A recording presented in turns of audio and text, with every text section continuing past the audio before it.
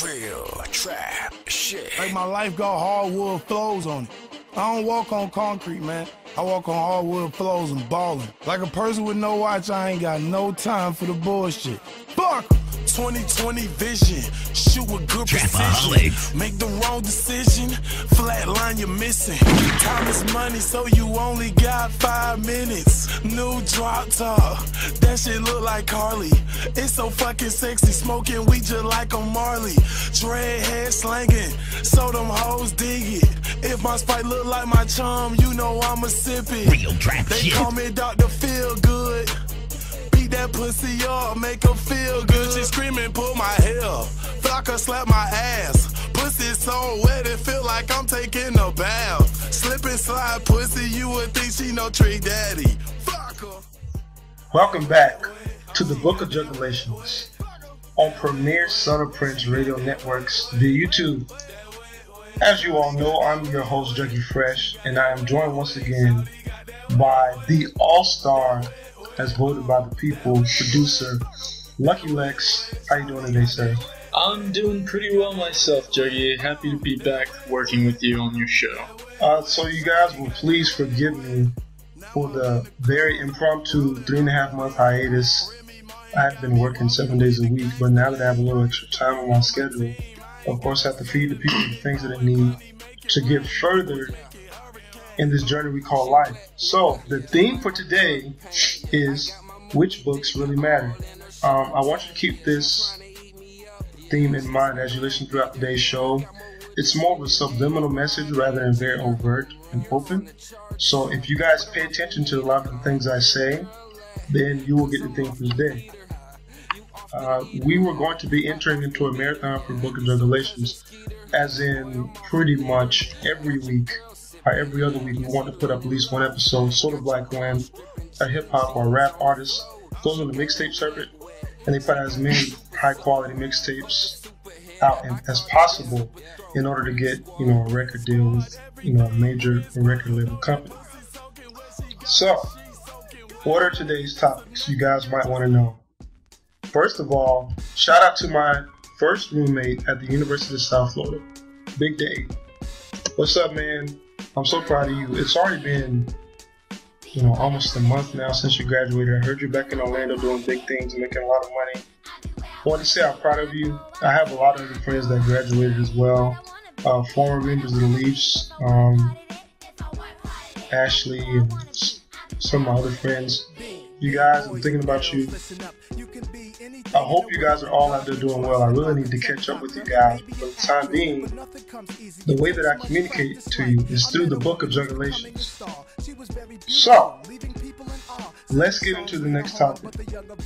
My prayers and my thoughts still go out to my hometown, Jacksonville, where recently a young man by the name of Jordan Davis, a 17-year-old kid who was with his friend in the car, got shot because, as the story goes, his music was way too loud. Now, the problem is this. The man who shot it, his name is Michael Dunn. He's a 45-year-old software developer, Lex. And they were in the same, he and his wife had just purchased some wine. They were in the same parking lot as the teenagers, as Jordan Davis and his friends. Right. Not Jordan Davis, but Michael Dunn's alibi is, I told them to turn their rap music, which is too loud. I told them to turn it down. Mm-hmm. And then they threatened Bean and brandished the shotgun.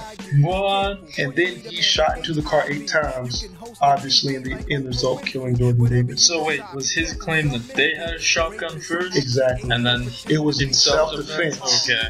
And we are all very well at the Trayvon Martin case. Most people are very well aware of the stand your ground law. Mm-hmm. Now here's the problem.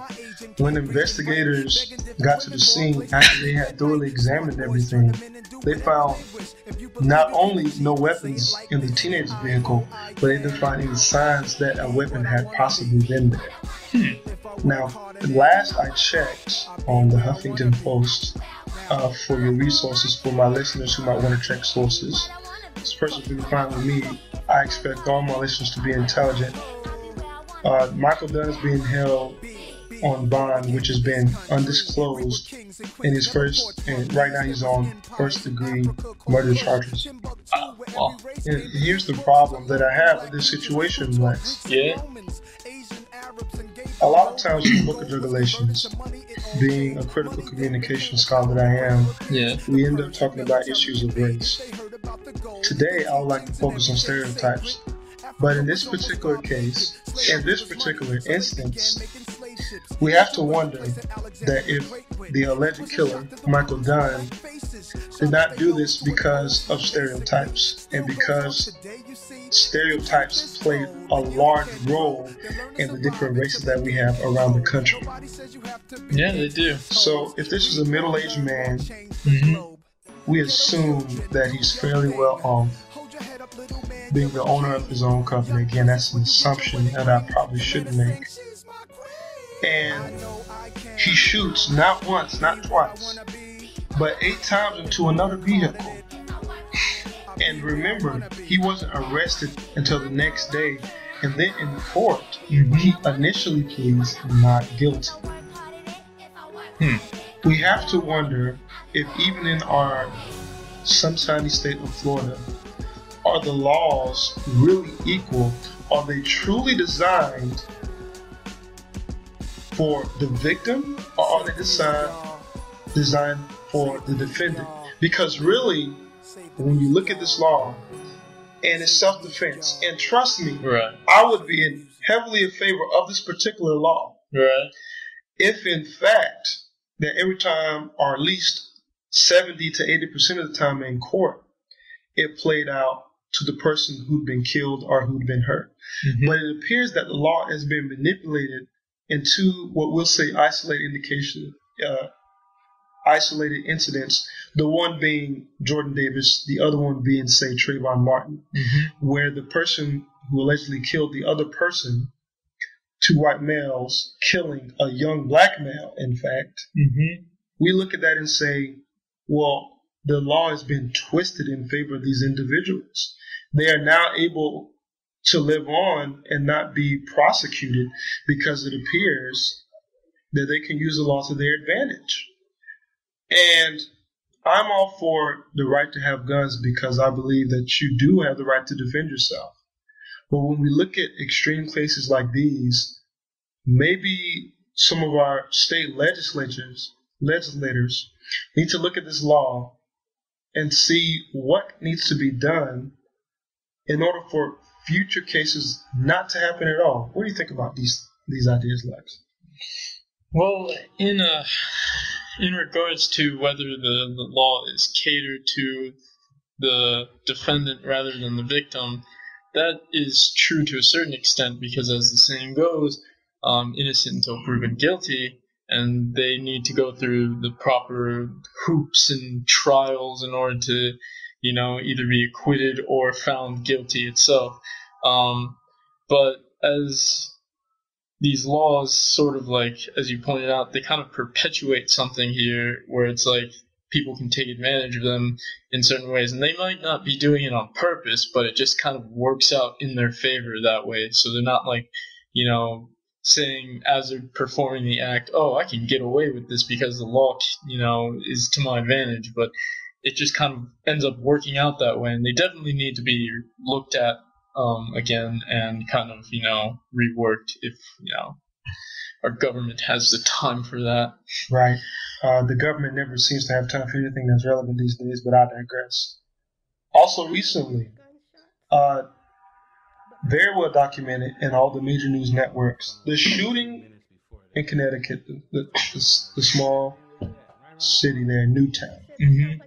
And what we have here is another young individual Right.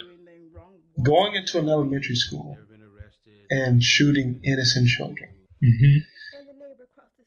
This is such senseless violence, and it begs and needs to be explored. Now, let's understand that the media, which in my opinion is the main perpetrator of the Matrix, which I'll explain later, Right. will never share with us the full and complete story of what exactly happened. As humans, we tend to want everything to follow a certain logic, to make sense, per se, to have a system that can be fully explained. These two recent events cannot be fully explained, I think, by conventional means. You would say, what causes these things to happen? There are many theories available to discuss in a seemingly endless expanse of discussion. But today, I, Juggy Fresh, will focus on just a couple in order just to perk your interest into these topics that really need to be discussed in order for our country as a whole to take positive steps forward. The first thing that I would like for you to think about is this. Let's look at it this way. Can the universe itself be fully explained? In my opinion, the answer is no. There are theories such as intelligent design, which is my personal favorite. And there are also theories such as the Big Bang Theory, which is what most scientists tend to believe in some form or another.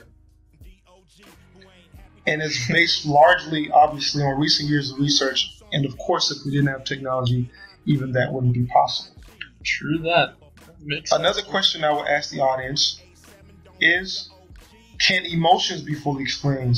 And I say I really don't think so. Obviously, we have things called hormones. And those hormones, at least to a certain extent, can dictate the way people act. But humans, we're living, we're breathing beings, and we're affected by everything around us, spiritually, physically, mentally, and emotionally. Hormones don't explain everything. I'll give another example. All right. A lot of people refer to women when they have their quote-unquote time of the month, and they're on their period or whatever. You know, that gives them a quote-unquote excuse to act a certain way. Right. Now, hear me out, guys, especially my ladies. I'm not talking down at females in any way. But they say, you know, the hormones that come out, you know, during that time of the month, you know, they can be very, you know, they're emotionally good up and down. They can be somewhat bipolar. They can be angry women, sad the next. They're just on an emotional roller coaster. And some, not all women. Right. But that doesn't explain everything. Because I feel like a female who takes very good care of herself, for the most part, isn't going to have an issue. Sure, there might be a little bit fluctuation there. Right. But there isn't such a big thing there where it needs to be pointed out on a consistent basis. Okay? Now let me bring this up as another point. Let's say a child is nurtured in an environment. Alright. And they watch things like Disney movies, Cartoon Network, Nickelodeon. They go to a public school where knowledge, at least in my opinion, is borderline propaganda. Bold statement. And then they develop stereotypes that they act upon as they get older, particularly when they're ages of 12 to 14. As they come out of elementary school, they come into middle school, and they begin the process of becoming young adults. Okay? Have you ever heard a close constituent say, all Asians look the same to me? Maybe you have, maybe you haven't. Well, I, Juggy Fresh, the man or one of the people behind the Book of Juggalations, right. I have heard more than one constituent at my alma mater, University of South Florida, say this to me recently within the last 3 months. Do you know what this means? What does it mean? It means that this person does not hang out enough with people who are of Asian ancestry. Well, what do you mean, Juggy? Can you explain your position? I'll be glad to. All right. What that means is when you see somebody that says, oh, all Mexicans look the same. Oh, all black people look the same. Oh, all Latin people look the same. That means that since you're not around them enough, when you see them, you group them all into one type. Right. Everybody has individual qualities that are different from anybody else in the world. Sure, we all share similar tastes. Sure, we're all humans. But the beauty of the human race is we have our individual qualities. We have personalities that make the world a wonderful place, in my opinion. That person that says all Asians look the same, they simply haven't hanged out with enough people whose parents or grandparents or so on are from the Eastern Hemisphere. This also means that they are very likely to assume certain characteristics about Asian Americans or Asians in general. We're not going to delve into those particular stereotypes in this show. We don't have enough time. Offend people. I'm just giving you guys a taste of what is to come, and I'm giving you something to think about, something that makes you go, Okay, now for the next segment. Some of you out there thinking as you're listening to this show, Juggy, you gotta do much better, man. Stereotypes are based on actual traits exhibited by different ethnicities and cultures. And in response, I will tell you that you may indeed be mistaken. I can guarantee you, if you, Flex, interview 1,000, your major being was philosophy and all. If you interview 1,000 people from the same country, from the same region, out of one country in Asia, I bet that you will find that some of them would indeed share similar interests, but that all of them would share individual characteristics that are different from all the other 999 individuals. I will give another example of how stereotypes are affecting our culture in a negative way. I hear co-workers ask me quite frequently, and I don't know why,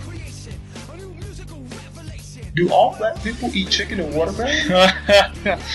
Now, the whole chicken and watermelon thing is pretty much a byword for jokes of race galore. Sure, they're not just joking with you. And that's the first thing that I thought when they were talking to me. But when more than one person asks me on more than one occasion, that means there's something else going on. Maybe they're just terrible at jokes. You might say, oh, what does watermelon chicken have to do with it? The fact of the matter is, I really don't like watermelon, except in Arizona tea that comes in the store, and that's artificially flavored. That's true. It's not real watermelon. Do a lot of black folks eat these two items? Yeah, I'm sure they do. A lot of other people do too. I have no doubt. But that brings up another issue that I just want to pique the audience's interest with. Alright. Do you know the difference between a black person who's black and the difference between that person and a Caribbean person who is also black, and the difference between that Caribbean person who is black and also an African person who is black as well? But you see, these are three different types of people. Yes. Very different types of people. You can be black and be African and Caribbean and American. Don't forget black Europeans. Don't want to isolate those people. I am so sorry. This is a point where ethnicities can get very interesting, but I digress because I have other things today that I want to discuss and bring to you guys' attention. If you're not a regular listener to the Book of Juggulations, when I was a DJ at Bulls Radio, you might be wondering, what is the Matrix? Now, Lucky Lex knows what the Matrix is. Have no idea. I get a lot of questions about it. Jackie, I listen to your show. It's very interesting. It's very different. But what the hell is the Matrix? I'm going to give you a definition of the Matrix without going into too much detail or without being too confusing. First of all, most of you have heard of the Matrix trilogy, with Keanu Reeves, Lawrence Fishburne, the skinny white lady that isn't very attractive, but she's in the movie anyways. That's just Juggie's opinion. It's a matter of opinion right there. In Juggie's dictionary, the Matrix is the world that the media, propaganda, education, and erroneous reading and writing have taught us. There is so much to this thing called the Matrix that took at least 3 episodes to begin to explain. But I'm not going to go there. Like a trilogy. All you need to know for the Matrix right now is that things that you read, see, and eat every day are probably not real. Let me give an example. I like giving examples because they help explain the points better. Yeah, they help you visualize what it is that I'm trying to reach across to everybody. Remember at the top of the show, the theme I said was which books to read. I hope everybody reads the book of Revelations or listens to it, rather.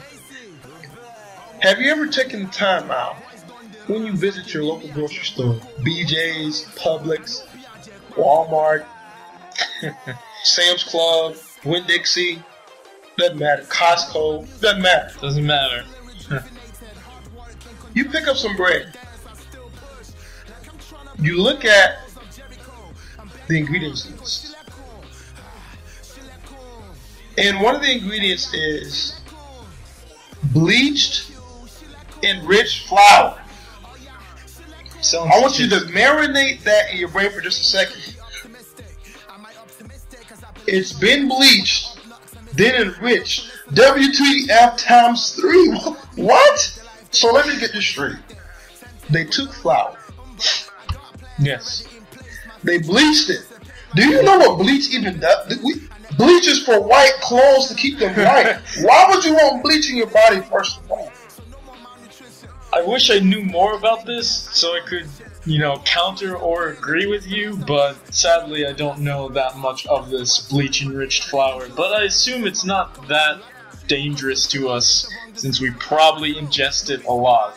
Now, it might have some detrimental health effects that I'm unaware of, but it's not like fatal, I don't think. Hopefully. That's what we would hope. Yeah. And that segments perfectly there we go into the next part that I'm going to talk about. In fact, bleached enriched flour is not good for you at all. Right. All of the nutrients have been completely stripped, and then they try to, because it's been bleached, they try to re-add minerals. Hence, bleached enriched flour. They try to re-add minerals. Enriched part. But even though it's enriched, it doesn't contain near the amount of nutrition that it would if the flour had just been left alone in the first place. Oh, natural flour. Now, this bread is usually pretty cheap. Than bleached enriched flour. Who buys this type of flour? I don't know, Juggy. Oh, how about the lower class citizens? Oh, that makes up about 85% of the American population. College students. Wow. I can relate College to that. students, they gotta be cheap in order to survive. They just want something to eat that's real quick. Make a peanut butter and jelly sandwich. Not peanut butter and jelly. Not that. But an actual peanut butter and jelly sandwich. You know what I'm saying? And their brains are supposed to be at their peak capacity in order to study whatever it is that's in college, whatever it is that's in class. It's a lot. Biochemical engineering, business ideas from the 21st century. I don't know. Whatever it may be. But how could your brain possibly function at its max capacity if you're eating bleached enriched flour that's cheap? And guess what? The more expensive, natural. Wait, Juggy, what did you just say? More expensive. So do you mean to tell me that to eat healthy is more expensive? Now, how much sense does that make? And there, folks, we have it. You have a complete vicious cycle of the Matrix. I mean, it gets worse. But, again, I'm just telling you which books to read. Well, Juggy, that doesn't make sense. Which book should I read? Yeah, Juggy. The point of the theme is this, if you haven't gotten it by now. Let me break it down like a little answer for my listeners. You should take time and critically think about every single part of your life, whether it be school, books, TV, clothes, it doesn't matter. If you don't critically look at everything in your life, somebody is going to take advantage of you and you're going to be at a loss. Right. We always talk about violence. we always talk about male violence towards women. Have we ever stopped to think about how violent we are towards women in movies in different cultures? Have you ever stopped to think about how, those infamous Disney movies that everybody grows up looking at? How much violence towards women are in those movies? How about Beauty and the Beast? Have you ever stepped, ladies and gentlemen, taken time to look at that movie critically? Have you? Perhaps not. Maybe you've watched Aladdin. Have you seen the subtle hints there about different cultures in the Middle East? Have you stopped to look at that? Have you stopped to look at the fact that maybe there's only one movie, wait, I think it's two, I might be mistaken, that feature black princesses out of all the princesses that they've had over the years. Think about that for just a second. I can only think of the princess off the top of my head again. I might be mistaken. But to my knowledge, I don't think I'm incorrect on this particular topic. Have we stopped to look at the fact that the people who created those Disney movies back in the 60s, 70s, and early 80s, when they created these classics, these so-called classics, who were the people writing these movies? Well, I researched it when I was in my last class at the University of South Florida, and what we come to find out is the people who wrote the scripts for these great movies that so many people's lives have been affected by, they were wealthy white Americans. Now, I'm not saying that all of them didn't have good intentions, but let's be real, during that time period, the people who write those books had some very strong stereotypes that really aren't good for America. You guys see where I'm going with this? You say, Juggy, you're reading too deeply into this thing. It's just a Disney movie. Well, is it? You wouldn't say just one bullet is one bullet, right? Well, one bullet can kill one person. Killing one person is a pretty serious deal. Do you guys see where I'm going with this? Are you guys understanding what I'm saying? You see, the true knowledge of the world has largely been lost. Some of it is in the Bible. Some of it may be in the Quran. Some of it may be in other books from other different religions. Have you stopped to take time to study? Have you stopped to take time to read what the words mean in the ancient languages? It's a lot of work, Juggy. Well, it's a lot of work. In ancient Latin, ancient Greek. But the problem is this, Lex. If you don't take time to look at some of these things now, how will it affect your life later? Let me show you what I mean. I'm a proud communication scholar from the University of South Florida. And one of my favorite quotes from my professor is, when you leave this school, your job is to look at all forms of communication through a critical lens and ensure that the communication of the world is a smooth, flowing instrument through which all people's lives can be affected in a positive way that will make the world a better place to live in. That's what my job is. That's what Juggy Fresh is here for. That's what the Book of Juggulation is for. And I hope that's what Lucky Lex is here for. I'm here for Have none of you ever realized that Africa is the richest continent on the planet, but it's been pillaged, raped, and sacked? Look it up. Have none of you ever realized, up until recently, that African Americans built the South? You probably knew that. Looking at the Civil War things when you're in school, I hope you studied the Civil War in school.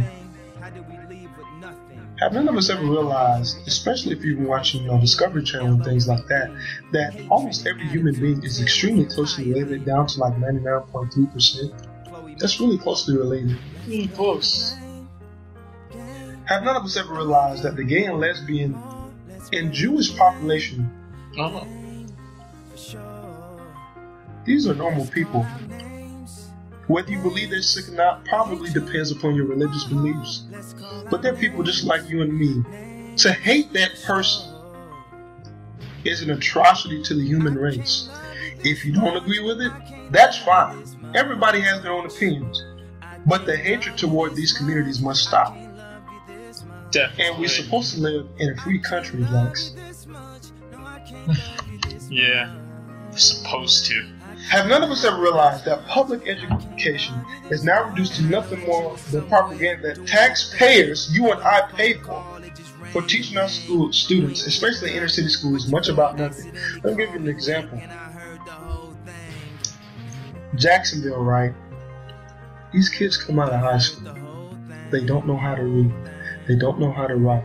They don't know what real world history is. They don't know what real African American history is. They don't even know what real European history is. That's really bad. How could you possibly go into the workforce not having the basic tenets of education? How is it that only 40% of the Latin and Black populations in the city of Jacksonville graduate high school? There's something wrong with this. I don't think the blame solely falls on the school system. It also has to fall on the parents of those children as well. For they have to keep the students motivated to go to school, because if the students don't want to learn, they're not gonna pay attention to any of the things that are being taught in the schools at all. I'm glad that you brought that point up, Lex, because here's the thing. Why don't the students want to learn? Children have to be nurtured in order to survive in this world. We're not like other animals where we come out with instincts that allow us to survive. If we're not taken care of, we die. Yeah, and if we don't have food and water or nurtured by other human beings, we die. Yeah. So, when a child is young, they should be taught that reading, writing, math, and all these other things, they should be taught they're important. A hunger for them, in a sense, a want to get those things. What does this book say? What is this about? They should have questions about the world around them. I agree. But a lot of places, not all, but a lot of places in this country, that's simply not the case. Especially in inner cities, large cities, Chicago, LA, New York, Miami, Houston. It's not the case. I'm going to go out on a limb. You guys can call me crazy if you like, but why don't you do your research and you come back to me? You can email me. Oh, guys, I forgot to give my email address throughout the show. Might as well give it now. I'll give it now. It's bookofjugulation@gmail.com. Jugulation is spelled JUGGULATION@gmail.com. Please, if you feel that I'm incorrect, or if you have thoughts, comments of any type, I implore you, please email me at this time. Let me know your thoughts and feelings. And I promise you, Lex promises you, promise, that we will put it on the next show. If I'm wrong, I'll say it on my show. I have no problem with that. You see, a problem with a lot of these radio shows is these guys put stuff out there, they're completely wrong. And they hate being wrong. They hate being wrong. And they don't want to straighten up. I'm not like that. This radio show is different. This is on the Son of Prince radio networks. Yes. We don't stand for that. Yes. An example. Stephen A. Smith. Mm-hmm. He's a broadcaster, a show host on ESPN's First Take. Extremely popular. Right. Now, the thing about it is this. When Stephen A. Smith is wrong, you know what he does? What does he do? He comes on national TV, live. He says, America, I was wrong. But not enough broadcasters do that. More broadcasters should have that quality. Yeah. But let me go out on this limb. Have none of us realized that, for better or for worse, of course it's worse, that the Illuminati is rather real and has been affecting Hollywood and the music industry for a long time? What is your proof for this? If you think I'm crazy in saying this, how do you expect for the general population to believe that the universe started by an explosion? It's the same difference, and the only way it's the same difference is because nobody was there at the beginning to say that there was a Big Bang. When you put it that way, like, any theory of the origin of the universe is going to sound crazy too. That is true. When it comes to the Illuminati, I'm sounding like Mario on the Mario show. When it comes to the Illuminati, the thing is this. It's all about those numbers. Mm-hmm. You have to study ancient numerology in order to understand this. See, the thing about the Book of Jugulation, ladies and gentlemen, is this. If you haven't done research, if you haven't gone the extra mile, then a lot of the stuff I'm going to say is absolutely insane. But I promise you, it is the Illuminati who are responsible for taking out Michael Jackson. I promise you. They were behind it. I don't know if I believe that, but we'll roll with it. We'll roll with it, Juggy. Now, I want to say this. I was homeschooled growing up. Mm-hmm. Half my childhood was spent going around my very good white friends who I love and care for to this day. And I have to spend around my black friends. Mm-hmm. When I bring up this issue of race, I'm not attacking people. I'm attacking the matrix. There are very few individuals at the top who control the majority of what goes on in this country. Let me show you what I'm saying. All right. Wish you could draw this. I wish I could draw this for you guys to see. You have something like the Disney Corporation. All right. They own ESPN. They own ABC. And recently, within the last 2 weeks, they bought Lucasfilm, which is the Star Wars universe empire. Do you want to know how much they paid for that, Mr. Lex? How much? Lex producer. They paid $4 billion for Lucasfilm. Let's think about that for a second, ladies and gentlemen. I love Star Wars. Yeah. But I can't believe that Disney paid $4 billion for Lucasfilm. I can't believe it. They were already a shareholder in it before, and I guess But they just said, we're going to buy it.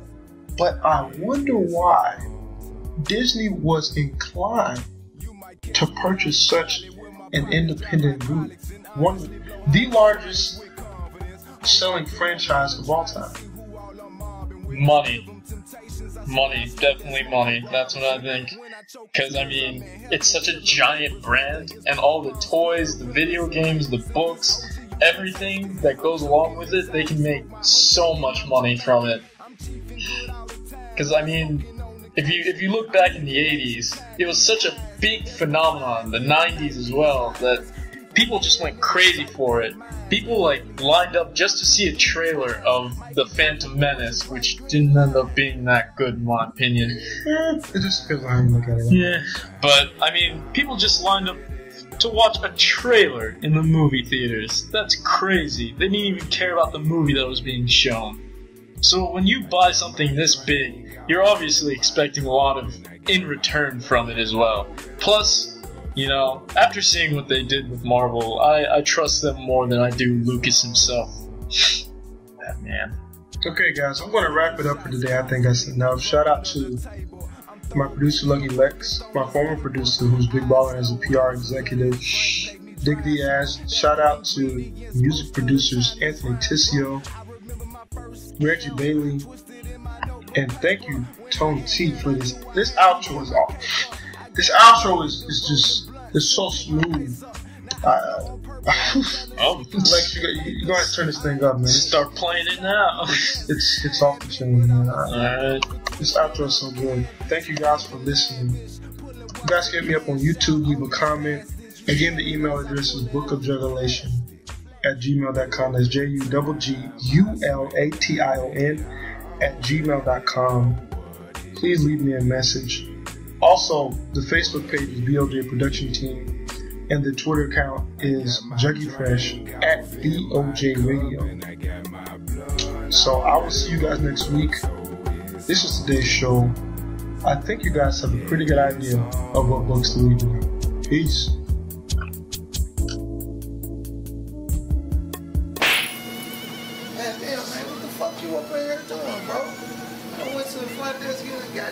Trying to get in the house and you nigga pass this motherfucker, man.